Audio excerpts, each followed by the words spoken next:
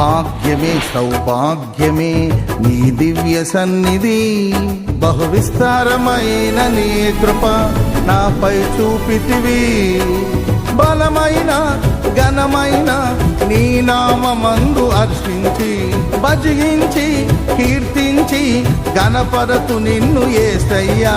నా తోడు నీవుంటే అంతే చాలయ్యా, నా ముందు నీవుంటే భయమే లేదయ్యా. నా తోడు నీవుంటే అంతే చాలయ్యా, నా ముందు నీవుంటే భయమే లేదయ్యా.